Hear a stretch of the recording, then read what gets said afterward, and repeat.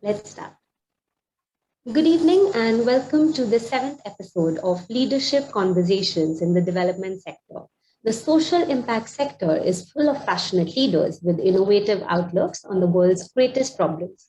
Our leadership conversations focus on the unique insights offered by these leaders as they share their experiences and move the development sector forward.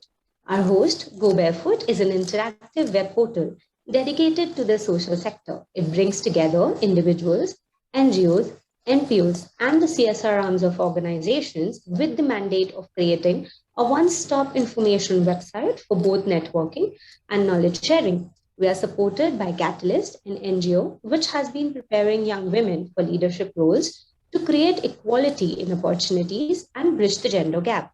Also, we are supported by third sector partners, India's only executive search firm exclusively for the development sector. Our guest today is one of the leading lights in the development sector. I would like to extend a warm welcome to Chetna Gala Sinha, Founder-Chairperson, Mann Deshi Bank and Mann Deshi Foundation. Chetna Gala Sinha is a passionate listener who respects risk takers, which makes her a powerful force in the banking world. Chetna founded the Mann Deshi Foundation with the aim of economically and socially empowering rural women. In 1997, she set up the Mann Deshi Mahila Sahakari Bank, India's first bank for and by rural women.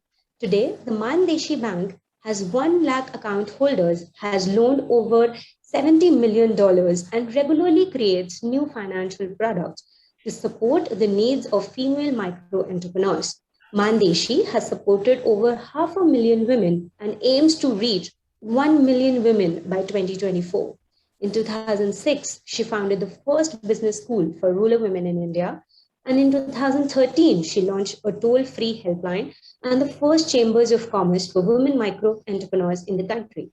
Chetna Sinha has received many accolades for her work. She has been awarded the 2005 Chanki Devi Bajaj Award for rural entrepreneurship, the 2005 Ashoka Changemakers Award, the 2009 Godfrey Phillips Bravery Award, and the 2010 Edelgive Social Innovation Honors. She has won the 2013 Squab Foundation Social Entrepreneur of the Year Award, the 2017 Forbes Social Entrepreneur of the Year Award, and was ranked by Fortune India as one of the country's 50 top businesswomen in 2018. In January 2018, Sinha served as a co-chair of the World Economic Forum, and later that year, she was awarded the Nari Shakti Puraskar, the highest civilian award for women in India by President of India. In conversation with Chetna is Kakkar Mehra, leadership expert and executive presence coach for CEOs. Shital has coached several hundred CXOs in the past decades and has conducted workshops for diverse organizations across Asia. She has been invited as a speaker by leading B schools and professional associations. She's a best-selling author, and her latest best-selling book on executive presence is India's first research-based formula on executive presence. Sheetal is an active philanthropist and social entrepreneur. Thank you, Sheetal and Chetna ji, for joining us today. Over to you, Sheetal, now. Thank you, Sakshi. Namaste, welcome, Chetna ji. It's a pleasure and an honor to have you here. And our listeners are eagerly waiting to hear your thoughts on leadership. So I'm going to start with my first question, which is that the development sector in India has significantly changed, evolved in the last couple of decades. So how has leadership evolved to rise up to this challenge? So if you see, I mean, particularly in the development sector, as far as leadership is concerned,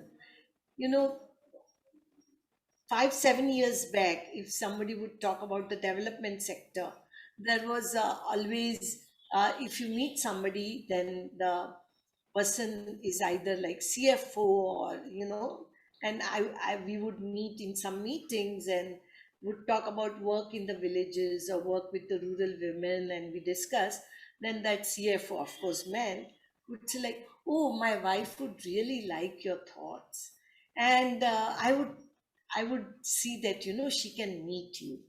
What I want to share with you is that there was a time when, the corporate world, or you can say like the mainstream sector was considered very different, and that was like macho world.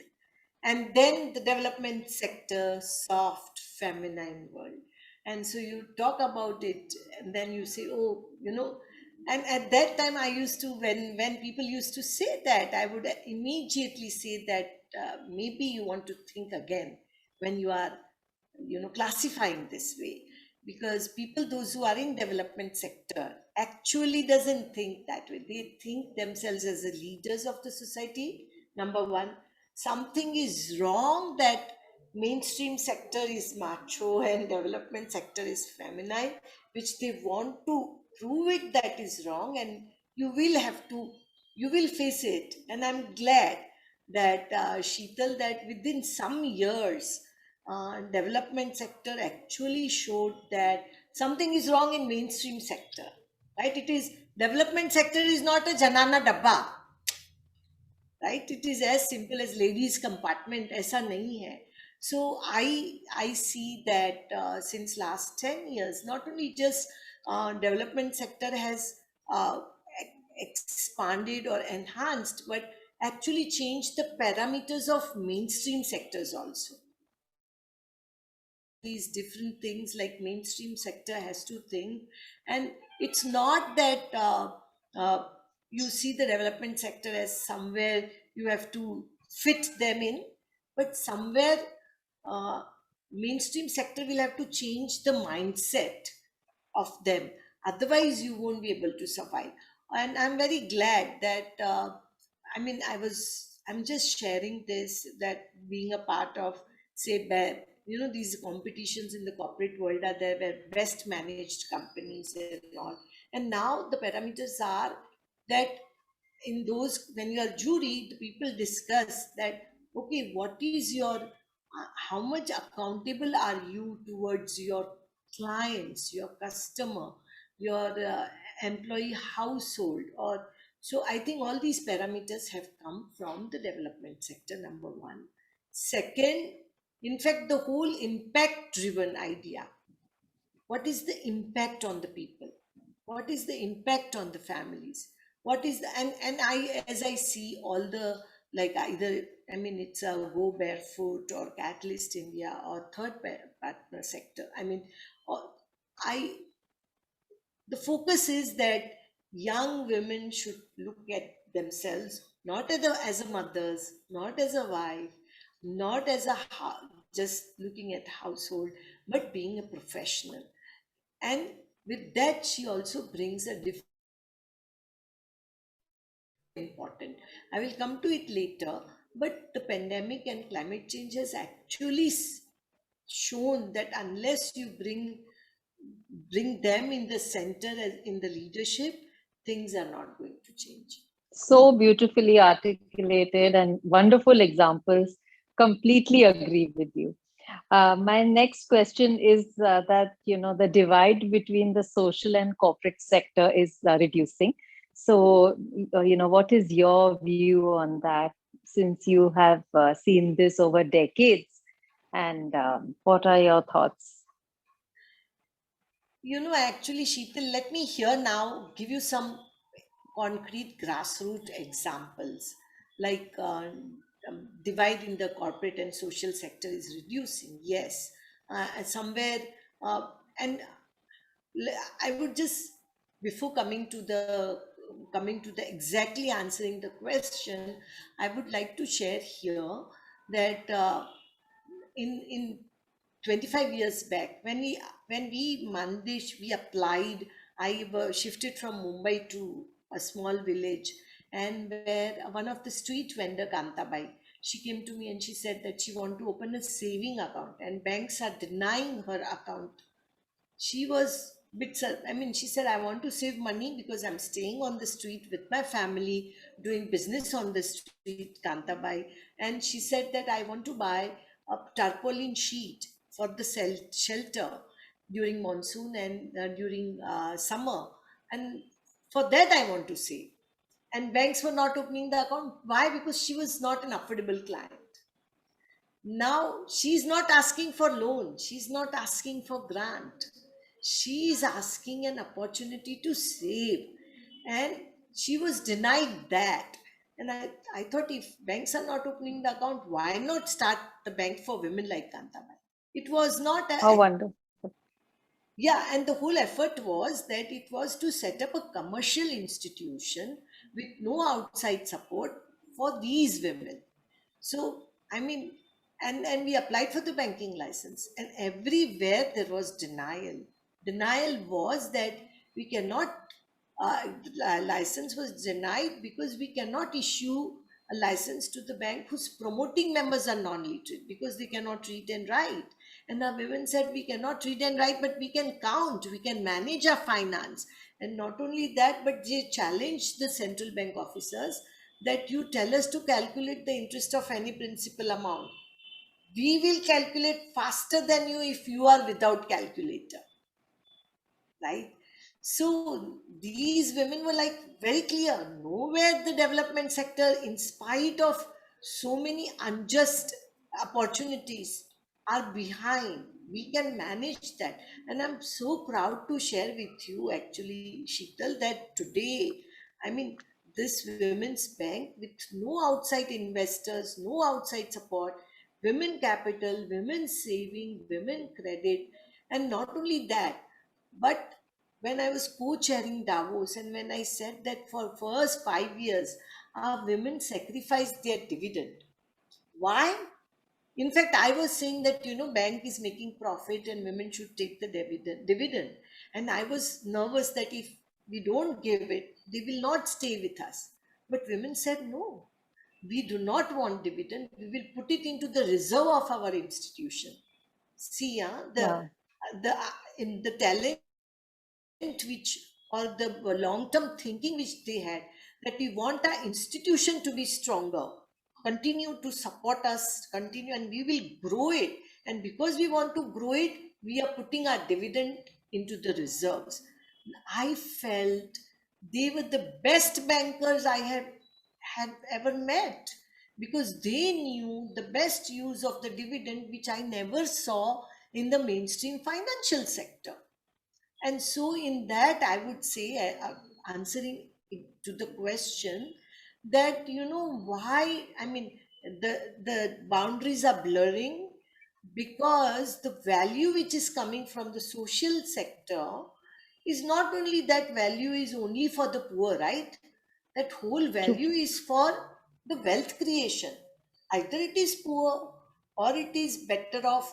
But if you want to get into wealth creation, your way of thinking has to be, if you need a healthy and wealthy society, this is the way one should think, right?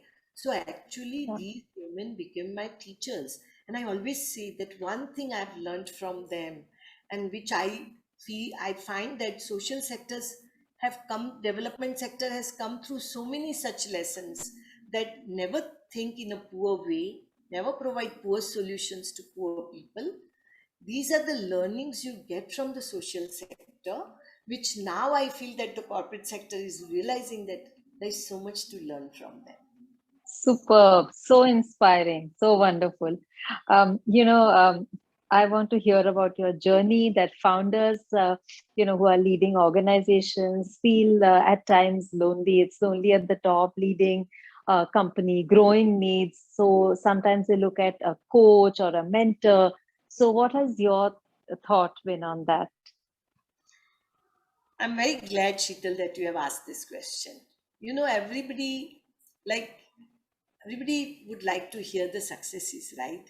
And yes, successes are always there.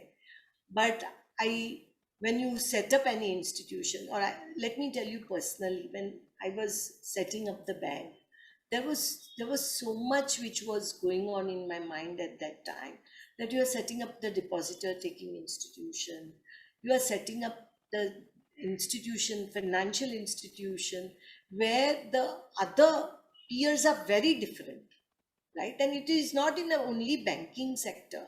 Shital, today I would think that so many startups, which, even Catalyst must have found so many, given so many support to women-led either businesses or in service sector, that there is a, that, that the whole networking in these areas, for women led, either it is business or wherever, is very limited. And particularly when you are a founder, you do share success, and then you are, people appreciate you, you are awarded, but there are a lot of things which you want to discuss, which makes you lonely. And I would also give you examples instead of, vaguely talking about it. That when I set up the bank, and we wanted to, there was a guideline which came in from the Reserve Bank of India, that 20% of your deposits have to be invested in the bond market. Now, this was in 2005 or 6, I don't remember the exact year, but nearly more than 15 years or 20 years back. When we are sitting in Mhaswad, not in Mumbai, started the bank there, it's successful.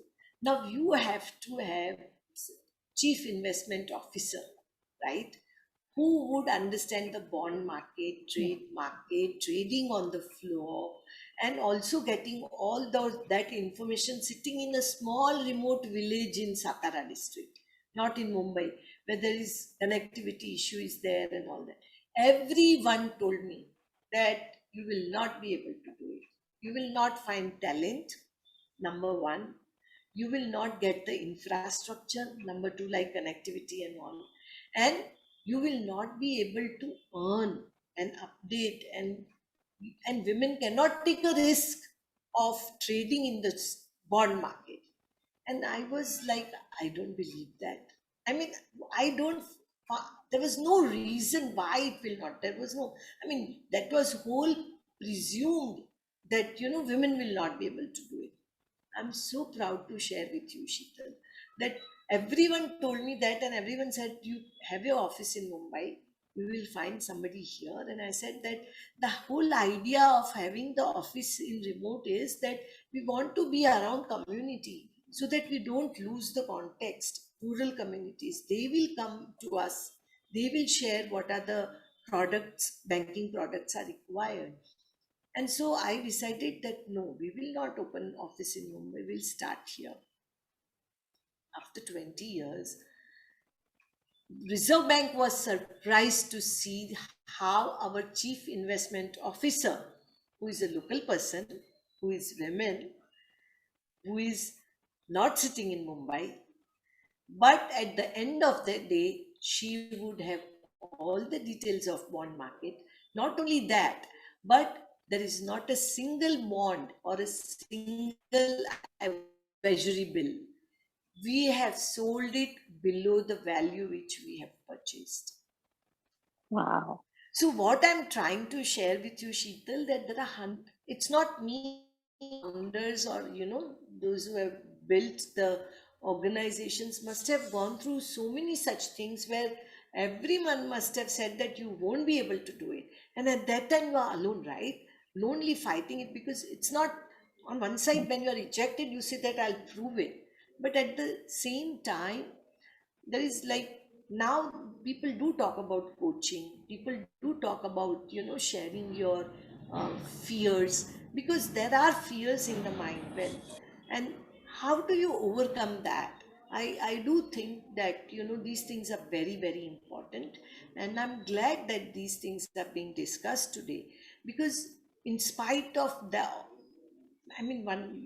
your persistence can make you see that whatever you decide, you achieve it. But that whole journey of, and I am very in the similar way, and it's not with us only, right? It is also like in rural areas, in villages, when we see that women who is sharing sheep and goat, whole day she is in the field, but she is dreaming of making her daughter engineer. She has never seen that what are the computer engineers look like or something. Every day she is rearing sheep and goat, but she makes it happen in the second generation. So that is such a bigger job, which I would say, like, her loneliness must be so intense, right? So I do find that these things should come out on the public platform, and we should discuss those things. And it would actually, with this discussion, we can create a sort of, Platform yeah, and then for platform this. of solidarity, right? That yes, Sure. I was told this, but I proved it, and we may be having thousands of such stories. So Of many. course, So we hear it in Catalyst also all the time that, they want to be engineers, their parents dreamt of them, their mom supported them. So I think, yes, I completely agree with you. My next question is also related to entrepreneurship and you as a social entrepreneur. Now, scaling up can be a huge challenge. So, could you share your journey on that? definitely, Shital. So the one thing it is always I would actually say that in particularly in development sector, we were little bit shying away from the scaling up. When I say shying away in the sense that, um, of course, the work or the value which you want to bring in while working, those things are very important. But at the same time, the mainstream sector always felt, or the corporate sector always felt that, or many people would ask me, you are doing great work. India is so huge. We need, like, why Mann Deshi is not all over India? Or you would say that how many, Chetna Sinha you require, or how many Purvi Seth, or how many Shital are required, right? All those things are being said, and which is somewhere I do feel that there is a bit valid criticism on that scaling up. But particularly in pandemic, what I saw was it was the only development sector from relief work on, so providing the feeding the millions of migrants, to providing oxygen or providing ventilators, opening the mask units, uh, managing the hospitals, managing the ambulances, all those work, if you see minutely, it was taken up by the development sector. Not Very true. only that, the leadership was with development sector. So even if the oxygen, those cryogenic tankers, right? Those are like people who are from the corporate world, they have it. But where they will go, how they will go, it was so. In that whole pandemic, first wave and particularly in the second wave, we saw that India could breathe because development sector was leading that whole thing. And now I keep on saying on all global and public platform that people should recognize this, that the India could breathe because of the development sector. Now, I don't say that corporate world failed, and I don't say that government failed. What I'm trying to say, or what I'm emphasizing, is that development sector led, and they reached to the last mile population. Why? Because they were the closest to the last mile population, Right. number one.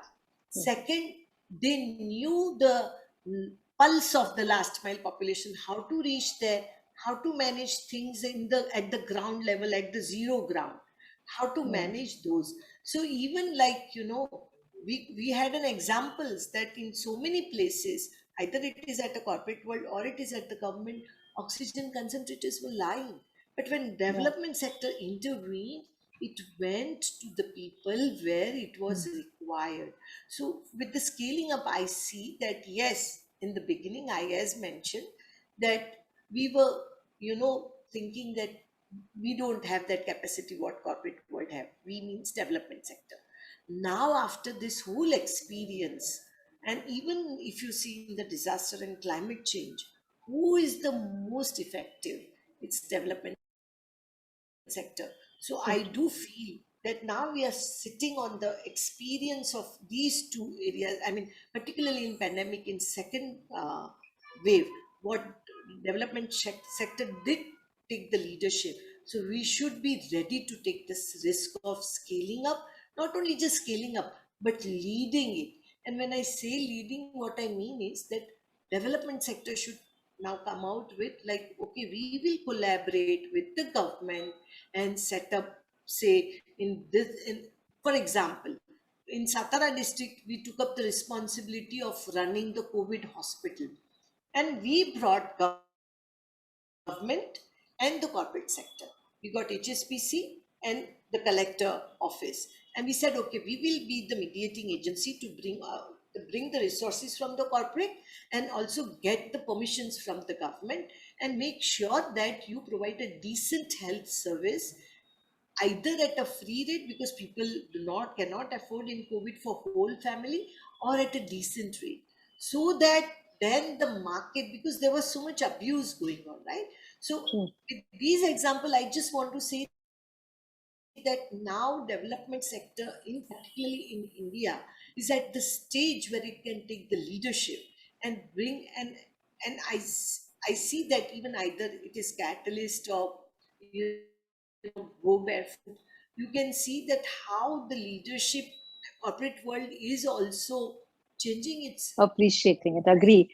In fact, I completely agree with you that during the second wave, we saw the government, the corporate sector, and the development sector work together so beautifully synchronized and help the nation back on its feet. So that's amazing. Now, technology has also been a big game changer. So, how has it impacted the development sector, and especially in the last 18 months, where things have gone digital in a big hurry, and so what's your view on that? yeah, very important, Shital. Let me, before answering in the details, let me share with you one story. There is in our neighboring village, there is one lady, Manisha Jimal. After pandemic, many people left Mumbai. So she also left Mumbai. Her husband was working in security company and was a security guard of some bank.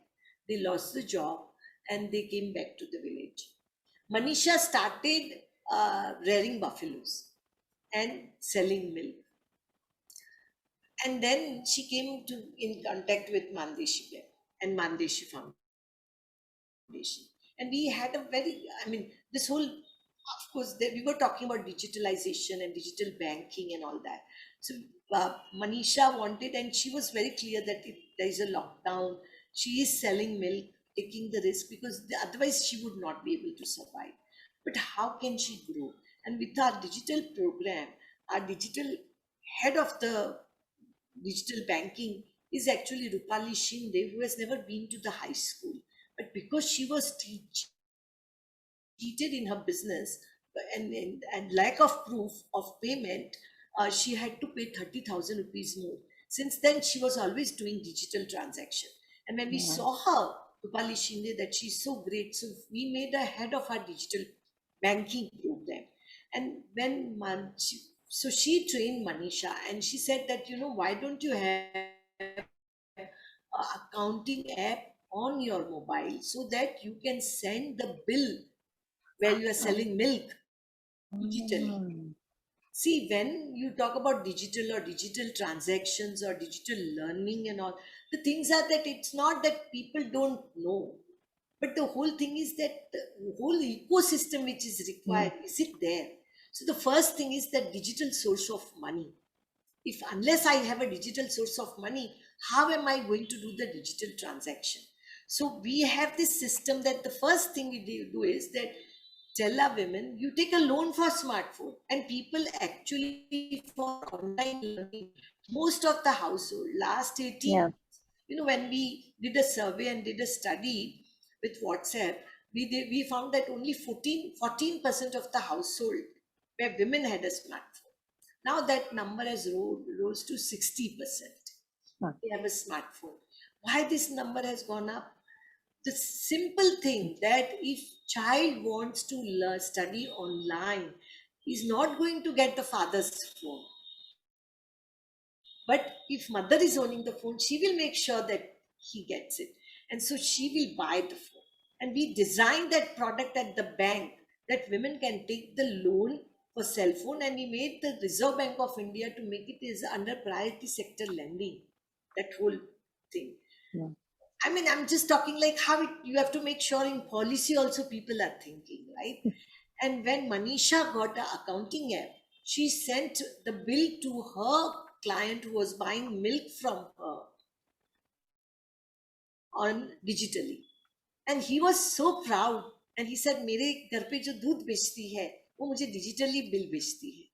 And he started paying her digitally. And she could actually, now she is teaching the sarpanch of the villages how to do digital banking in her own village. These women, they come from underprivileged caste. They come from very low economic background, in marginalized. And today, with that digital knowledge and talent, they are considered as a teachers, and that wisdom. So I do feel that this is the area where actually digital divide is going to come. We are going to come closer and closer and fill that gap. The whole thing is that people should understand one thing, that digitalization is not just going to happen by teaching last mile population, but the supply side, the mainstream industry, or I would say supply side, should think that we have to create that ecosystem, that do poor people have a digital source of money, do women have a digital source of money? If not, how can they get it? Are there digital tools for making, like if I want to open a saving account and my saving account has to be linked on the smartphone, how much easy are we making it? Because in India, we are champions in making things complicated. Really, I mean, I always find in India, कुछ अगर ज्यादा hard करना है तो हम उसमें champion है. Easy करने में हमको लगता है कि there will be something wrong. So how much, and poor people, for them time is so important कि वो, they cannot waste their working day just to link your Aadhaar and mobile phone. You have to get it done at their doorstep. And if you do that, and I would say, Shital, that this country, if they can just do one thing, like it is like a vaccination, that all the population, we will link the Aadhaar and cell phone. Within 3 months, the whole country will have that. And once that, and it has to be done in a very efficiently, and it will be in the system data.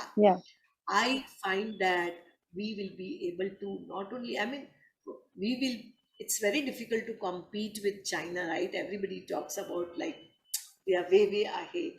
But I do think that, what we can see, right, what the achievements of us in vaccination, why can't we do that in spite of Agree. Put, very nicely put, and really the example is so relevant. And yes, within 18 months, so much more empowerment for women to have a smartphone, to have their own money, digital transfer. So yes, I think it's worked wonders. It's created a level playing field, which is phenomenal.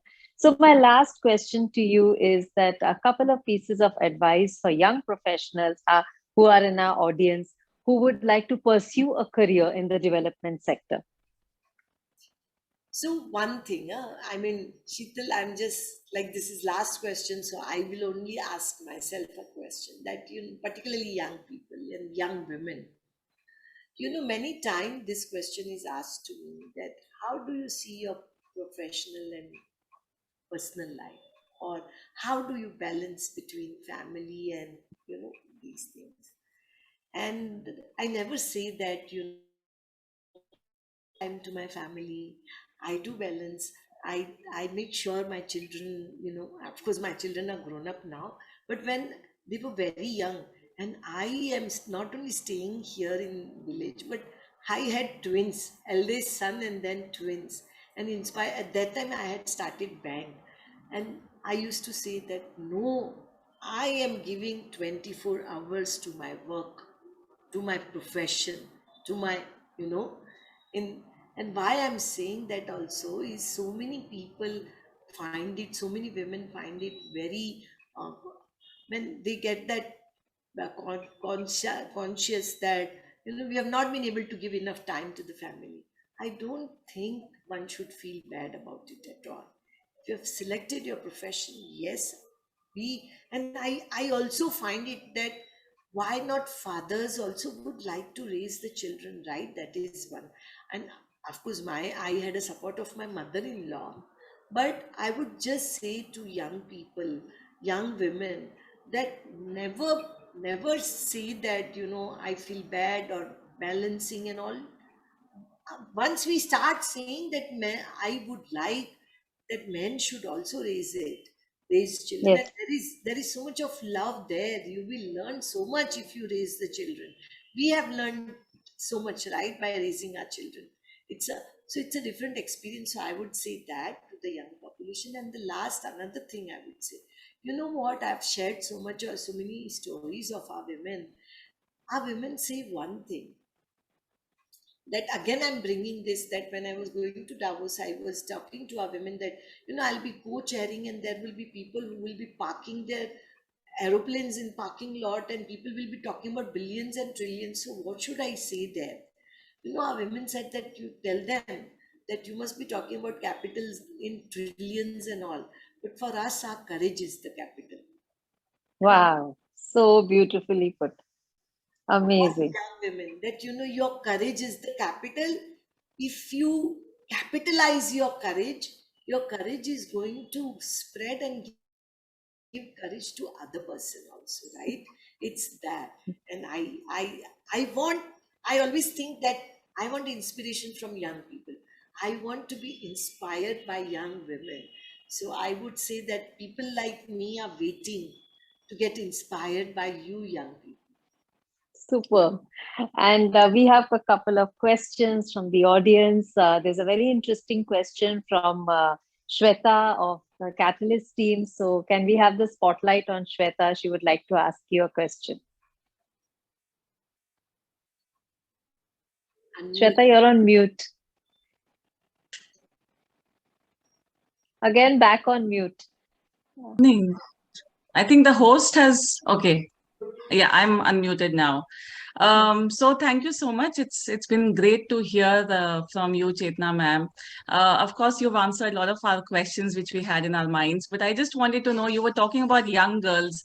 We at Catalyst work with young girls. We are working with these girls in STEM education for higher education. And then we want to finally give them placement opportunities and that, they stay in the workforce. What are the challenges that you have faced? How do you integrate the younger lot? How do you motivate them and how do you retain them in the development sector? There's so many distractions. So I just want to know, how does it work for you? So one thing, uh, as far as as far as Mann Deshi is working, we work with young women who want to set up, say, a business. Now, they hardly have any investment opportunity with the younger population. Their husbands, their in-laws will say that their parents first will say that जो करना है वो शादी के बाद करो. Yeah, correct. Right? So they don't want to take the responsibility. I sometimes very aggressively say that ki, unless you love your daughters will never be loved as a daughter-in-law. अगर माँ बाप ही प्यार नहीं करेंगे बेटी को, तो ससुराल वाले बेटी को प्यार करें बहू को, ये किसने कहा है? कैसे होगा ये? So what we do is that nobody is going to invest, both the sides. So the first thing is that invest. How do we do that? Number one, like as you are saying about that, you can invest in education by supporting them and all, but the material investment becomes very important in the businesses. We have these funds where we provide a 0% loan to them, and make sure that all the ecosystem is there, that at your doorstep we'll take the repayment. We will see, of course, like we are expert in credit and all those banking side, but what I'm trying to say is that somewhere material investment has to come. Otherwise women will not get that value in the social. Once there is and again in this, what happens, कि अगर मैंने पैसे डाला है ना, तो दूसरे भी डालेंगे. Right? If we are, let's see, if our women get loan at a 0% or whatever to buy a machine, we have seen in so many cases that when she got machine from Mann Deshi, then her family will say, okay, we'll give you some working capital. Well, she's already empowered that even if you don't support There are some people who are going to support. Somewhere this has to come. And there are different in different areas. I'm not saying only entrepreneurship. In sports, what we do is that we provide them shoes. We provide them whatever sports they are in, all those tools, so that their parents will think that, okay, we should also do something. Otherwise, nahi hoga. And I always feel that you have to create those funds, like guarantee funds. I am pushing as a member at the BRIC Bank. We are pushing that guarantee fund has to be there because women do not have collateral. So then government guarantee fund should act as a collateral to women. Otherwise, how would bank lending will increase to women, right? Because every time you would have men as a co-borrower. Now to bring men as a co-borrower, then the women will never be able to do it. There are other ways also, right? Many state, and I would also say another thing, that many times we ignore the state government leadership who is doing good work. I would like to quote also, no, I don't mind quoting Chief Minister of Odisha, Chief Minister of Telangana, Chief Minister of Sikkim. All these leaders have done so many great things on gender. Like they have waived off the stamp duty for women to buy the property. It was in Gujarat also before. So I'm just saying that sometimes we have to bring them on the mainstream. We have to have a dialogue and make them, celebrate them, so that then other political leaders will also say that, okay, because see, somewhere you have to get, the way you want to get a corporate world, you have to get the political leadership to believe in this, right? And I feel that there are different ways, but I just shared those some of them. Wonderful. And we have one final question. Anjali from Third Sector Partners would like to ask a question. So can we have the spotlight on Anjali, please? Yes. Namaste, Chetna ji. It was very lovely to listen to all of your experiences and all of your, thoughts that you've shared with us. So I wanted to, ask you something very interesting. I come from a small town called Kolhapur, very close to your hometown. So the entire journey for me to reach where I am currently, I had to face a lot of challenges, though coming from a privileged background.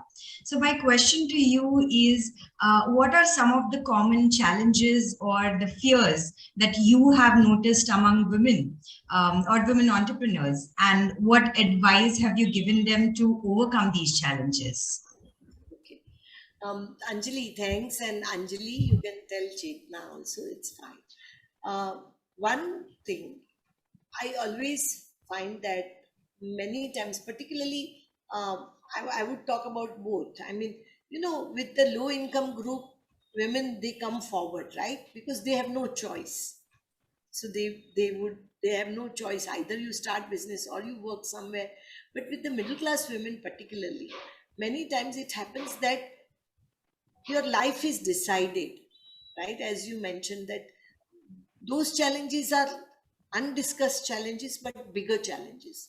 Like if some young women wants to start a business in a middle class family, family is not going to support. Or they would say like, educate yourself, अपने से ज्यादा पढ़ा लिखा लड़का मिल जाए, शादी करो, हमारी रिस्पॉन्सिबिलिटी खत्म हो गई, पढ़ाएंगे भी इसीलिए, वो अपने पैर पे खड़ी रहे इसके लिए नहीं पढ़ाते हैं, वो इसीलिए पढ़ाते हैं कि बेटर दामाद अच्छा सा मिल जाए, नो टेंशन, अपना टेंशन निकाल के, ये मतलब माँ बाप भी इसी तरीके से सोचते हैं generally. But I would actually provoke young women, and Anjali, good you have asked the question, that it's, these small town or anywhere, there are so many stereotypes which are forced on us, right, in a different way, that you have to behave in particular manner, you have to, I think that, and then a lot of women are coming out of it. I see that sign also. Either it is in small town. Very simple thing. In small town, very recently we had a very small coffee house in our village. And if women will sit, young girls will sit and have a coffee in the coffee house in the village, people would actually criticize them. Immediately that girl's father will say that you are not going to go into that coffee house, and you will not, because those people were saying. What we did was that, okay, some girls are going to coffee house, give them a flower openly, yeah? People should know that, oh, Mann Deshi is recognizing these girls who are going to coffee house. कोई बड़ी बात नहीं है. Just that wherever there is an expression of freedom for girls, that expression should be celebrated publicly. I strongly believe, particularly in small towns and everywhere, that so many public event goes on, right? Ganpati हो रहा है, ये हो रहा है, बच्चे रास्ते पे नाच रहे हैं. We actually, when we set up the Mann Deshi Bank and when we first time celebrated Navratris, everything is on street. Let people have a habit of seeing women, young girls celebrating on the street. We provided a bicycle to girls to go to school. But on 8th March, we tell all girls that, scream, drive bicycle. Say, then that let people get used to see those scenes, right? वो आदत पड़नी चाहिए ना कि वो either मैं jeans पहनूं या मैं skirt पहनूं या मैं whatever. People should have a habit of seeing it. And I know, Anjali, it's not very easy in these small towns. You need some collective support or some collective action. If you come together and do it, you'll get the power. Right. Thank you. And more power to our young women and entrepreneurs. Thank you so much, Chetna ji. It's been an absolute pleasure and an honor to have you here. We have really enjoyed the conversation, and thank you so much. And thanks, Shital. I really like the gracefully how you have conducted the this whole dialogue, particularly because it was very entertaining dialogue. I felt from myself also. So I really liked the gracefully you led. Thank you. Thank you. Thanks so much. It means a lot. Thank you.